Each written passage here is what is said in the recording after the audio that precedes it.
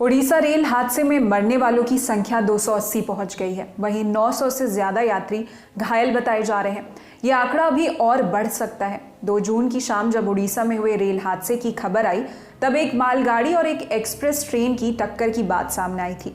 बाद में पता चला कि 2 नहीं बल्कि 3 ट्रेनों, एक मालगाड़ी, कोरोमंडल एक्सप्रेस और हावड़ा एक्सप्रेस की टक्कर हुई। सो हे गाइस, अस्सलाम वालेकुम, वेलकम बैक टू मरियम का मैजिक। और जैसा कि आपने वीडियो के शुरुआत में जो क्लिप देखा है वो मैं किसी न्यूज़ चैनल से ली हूँ। और अब तक तो सारे ही लोगों को, मेरे ख्याल से बहुत ज़्यादा लोगों को, अगर सारे लोगों को नहीं भी तो बहुत सारे लोगों को पता चल गया होगा कि उड़ीसा में जो है एक्सीडेंट हुआ है। और ये रेल हादसा जो है 3 ट्रेनों के बीच में, जिसमें एक मालगाड़ी थी और 2 पैसेंजर ट्रेन थे, जिसमें ये कहा जा रहा है कि लोगों की जो मरने की तादाद है वो 200 से 300 के बीच में, जो गवर्नमेंट का जो डाटा है उसके अकॉर्डिंग है। और 1000 के अप्रॉक्स जो है लोग इंजर्ड हुए हैं। तो ये तो गवर्नमेंट डाटा है, और पता नहीं और कितने जो लाशें जो होती हैं लापता हो जाती है, उनकी तो कोई काउंटिंग ही नहीं है। और जनरल बोगी में क्योंकि पब्लिक का जो नंबर ऑफ पॉपुलेशन है वो काउंट नहीं हो पाता है, बहुत सारे लोग रिजर्वेशन में नहीं रहते हैं, तो उसमें भी काउंटिंग नहीं की जा सकती। मतलब ये अंदाज़ा लगाना भी थोड़ा मुश्किल है कि कितने सारे लोगों की ज़िंदगियां जो है इससे इफ़ेक्टेड हुई है, कितने सारे लोग मर गए हैं, कितने सारे लोग इंजर्ड हुए हैं, कितने सारे लोग मिसिंग हुए हैं, इसका अभी तक हम लोग अंदाज़ा नहीं लगा सकते। और ये कल रात में ये हादसा हुआ है, मतलब कि फ्राइडे नाइट, कल रात या शाम आई थिंक हुआ है। और सैटरडे आज जो है, आज अभी तक वो सब कुछ वहाँ से क्लियर नहीं किया गया है। बहुत ज़्यादा लोग इसके असर में आए हैं। 3 स्टेट, मतलब इंटर स्टेट मामला है ये, क्योंकि इसमें बंगाल, उड़ीसा और वो चेन्नई जा रही थी जो ट्रेन, तो उससे साउथ के भी, साउथर्न पार्ट जो है वो भी इफ़ेक्टिव हुआ है। तो अभी तक का मतलब कि कहा जा रहा है कि पिछले 20 सालों का ये सबसे बड़ा हादसा है। It's really a big major incident, और बहुत ही बुरा हुआ है जिन लोगों के भी साथ ये हुआ है। अल्लाह उनके, मतलब कि जिनके घर वाले जो हैं उन लोगों को अल्लाह ताला जो है सब्र दे, और जो लोग ज़िंदा हैं उनकी हिफाजत करें। और एक, मैं यहाँ पे कोई रिलीजियस बात करने नहीं आई हूँ, बल्कि I am here as a human being.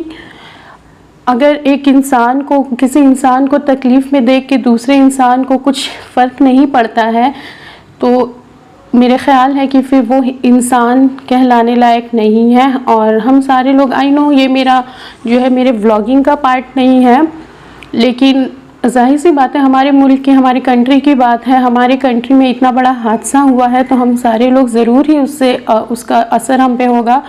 और एक मोमिन के लिए जो है ना, सबसे बड़ा गिफ्ट या सबसे बड़ा हेल्प किसी को करना जो होता है वो होता है कि दुआ। और मैं यही बात कहने आई थी कि आप जितने लोगों को पता चल रहा है वो दुआ करें। जाहिर सी बात है कि हम लोग न्यूज़पेपर और जो पढ़ते हैं या न्यूज़ देखते हैं तो उसमें आए दिन इंसिडेंट्स देखते हैं, लेकिन ये बहुत बड़ा हादसा है। अब तक का मुझे लग रहा है कि बहुत ज़्यादा बड़ा हादसा है, जिसमें बहुत सारे लोग जो है इसके असर में आए हैं। तो हम, जो लोग हाथ से मदद कर सकते हैं, जो लोग वहाँ पहुँच सकते हैं, वो जाहिर सी बात है कि उन्हें कोशिश करना चाहिए कि वो जाएं और उनकी मदद करें। लेकिन जो लोग नहीं जा सकते हैं या अपने, मतलब वहाँ तक उनकी पहुँच नहीं है किसी तरह से, तो हम दुआ कर सकते हैं। सबसे बेस्ट गिफ्ट यही है कि हम दुआ करें ऐसे लोगों के लिए जो लोग वहाँ परेशान हैं। और हम लोग इमेजिन नहीं कर सकते हैं, बस थोड़ा थोड़ा सा ही मैं क्लिप देखी, और मुझे तो कल तक पता ही नहीं था, मुझे आज दिन में पता चला। और आज का मैं व्लॉग भी आपके साथ इसलिए शेयर नहीं की हूँ, ऐसा नहीं है कि मैं कोई शोक मना रही हूँ, लेकिन मेरा मन नहीं किया कि मैं आज कुछ वो करूं। मुझे लगा कि मैं आप लोगों के साथ ये अलग से वीडियो बना करके आपके साथ शेयर करूं।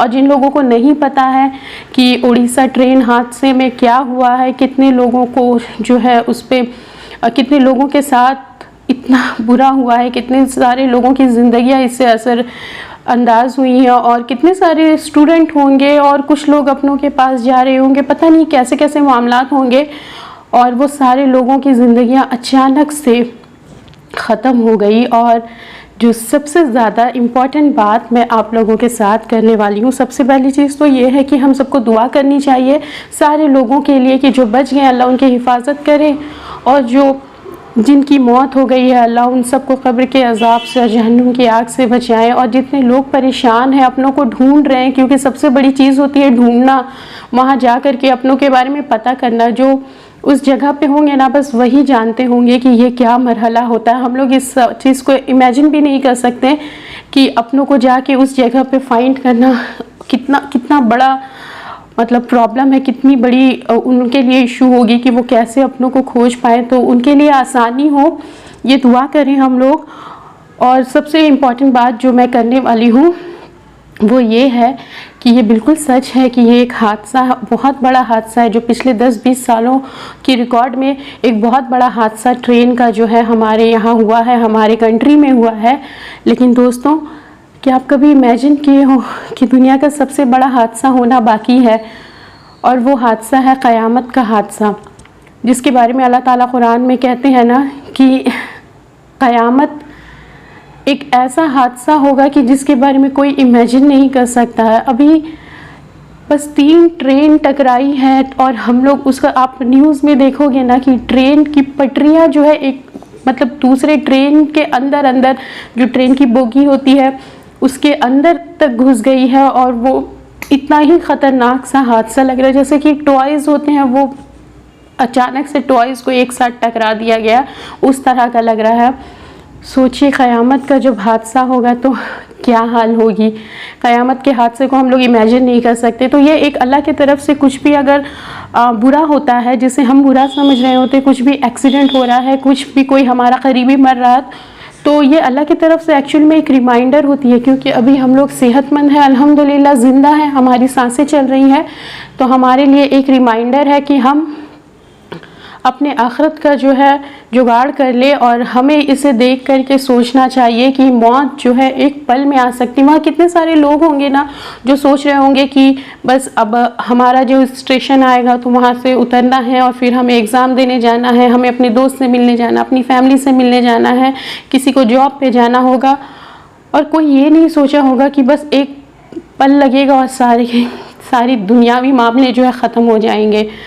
तो हमें सोचना चाहिए, ये अल्लाह की तरफ से एक रिमाइंडर होता है। इस तरह का कुछ भी होता है कि हम तो सबसे पहले जो लोग इससे इफ़ेक्टिव हुए हैं उनकी दुआ करें उनके लिए, लेकिन अपने बारे में सोचें कि हम क्या कर सकते हैं अपने लिए। उनके जगह पे हम भी हो सकते थे ना।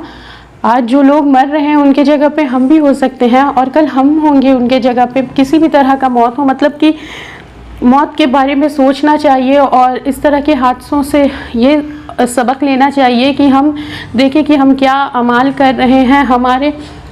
और कहते हैं ना कि इंसान मरता उसी हालत में है जो उसके हालत, मतलब कि जो उसकी एक्टिविटी होती है पूरी लाइफ की। तो कोशिश ये करनी चाहिए कि हमारी एक्टिविटी ऐसी हो कि अगर हम उस वक्त मर रहे हो तो अल्लाह को पसंद आ जाए। और बस एक रिमाइंडर है कि हम अपने मतलब कि अपने जो भी एटीट्यूड है या जो भी एक्टिविटी है उसे देखें कि हम वाकई वैसी हरकतें कर रहे हैं जो अगर अचानक से मौत आ गई तो वो हमारे लिए सही होगी, या फिर ऐसी हरकतें कर रहे हैं कि अगर उस वक्त हमें मौत आ गई तो हमारे लिए बड़ा मुश्किल हो जाएगा आखिरत का सफ़र। तो ये अल्लाह की तरफ से एक तो मौका मिलता है कि अल्लाह का शुक्र है कि हम लोग ज़िंदा हैं और सही सलामत हैं। तो हम उनके लिए बहुत बहुत ज़्यादा दुआ करें जो लोग ऐसे हादसों से गुज़र रहे हैं, और अपने कल की फ़िक्र करें कि अगर हमारे साथ कल को ऐसा अल्लाह ना करे होता है तो हम उस वक्त अल्लाह हमसे राज़ी हो और हमारे अमाल ऐसे हों कि हमारे लिए आखिरत का सफ़र आसान हो जाए। और मतलब कि क़यामत को तो याद करना चाहिए कि क़यामत वो ऐसा हादसा होगा कि जिस दिन सब कुछ ख़त्म हो जाएगा, पूरी की पूरी दुनिया को अल्लाह ताला शेक कर देंगे। बिल्कुल वो शेक होता है ना, हिलने लगेगी पूरी ज़मीन, और ज़मीन के अंदर से सारी चीज़ें फट कर बाहर आ जाएंगी। ज़मीन अपने नीचे जो भी दबा के रखी है वो सब बाहर आ जाएगी। पहाड़ जो है वो धुआं धुआं हो जाएंगे। इस तरह की चीज़ें कुरान में आती हैं। तो हमें सोचना चाहिए कि अभी एक छोटा सा हादसा है, और जो सबसे बड़ा हादसा होना है उससे अल्लाह ताला हम सब की हिफाजत करे। और उस हादसे में के बाद का जो हमारा अमाल है वो हमारा नामाए अमाल हमारे दाहिने हाथ में आए। तो बात यह है कि मोमिन के लिए, जैसा कि मैंने कहा था कि मैं कोई रिलीजियस बात करने नहीं आई हूँ, सच में मैं as a human being, as an Indian, मैं आपसे ये बात करने आई थी कि ये बहुत बड़ा हादसा हुआ है और हम इस मामले में ये कर सकते हैं कि जितनी ज़्यादा पॉसिबल हो, जिनके रिच हैं वो जा करके उनकी हेल्प करें और जिनके रिच नहीं है वो दुआ करें। लेकिन एक मोमिन का मामला ये होता है कि वो हर एक चीज़ को देख करके सोचता है। मैं यहाँ सच में मैं रिलीजियस बात करने नहीं आई थी, लेकिन as a Muslim, as a human being, मतलब कि अगर आपका शऊर आपके पास है ज़रा, तो आप उसे रिलेट करके सोच सकते हो कि ये छोटा सा हादसा इतने सारे लोगों की ज़िंदगी को तबाह कर दिया है, तो वो बड़ा हादसा जो क़यामत है वो जब आएगा तो क्या होगा। हम सबको इस तरह से सोचना चाहिए और हमारी ज़िंदगी का चाहे कोई भी मामला हो उसे हम दीन से अलग नहीं कर सकते हैं, ये अल्टीमेट बात है। तो आज का जो व्लॉग है इसे मैं यहाँ एंड करती हूँ। इंशाल्लाह बहुत जल्द आपके साथ मैं अपना डेली व्लॉग जैसे शेयर कर रही हूँ वो शेयर करूँगी इंशाल्लाह, लेकिन आज कोई व्लॉग नहीं आएगा क्योंकि आज बस इतना ही काफ़ी आई थिंक। तो मिलती हूँ आपसे अगली वीडियो में, तब तक के लिए अपना ख्याल रखें। अल्लाह हाफ़िज़। भयानक था कि कोरोमंडल एक्सप्रेस का इंजन मालगाड़ी पर चढ़ गया। इसके साथ ही कोरोमंडल एक्सप्रेस ट्रेन की पीछे वाली बोगियां तीसरे ट्रैक पर जा गिरी। तभी इसी ट्रैक पर तेज रफ्तार से आ रही हावड़ा बेंगलुरु एक्सप्रेस ट्रैक पर पड़ी कोरोमंडल एक्सप्रेस की बोगियों से तेजी से टकरा गई।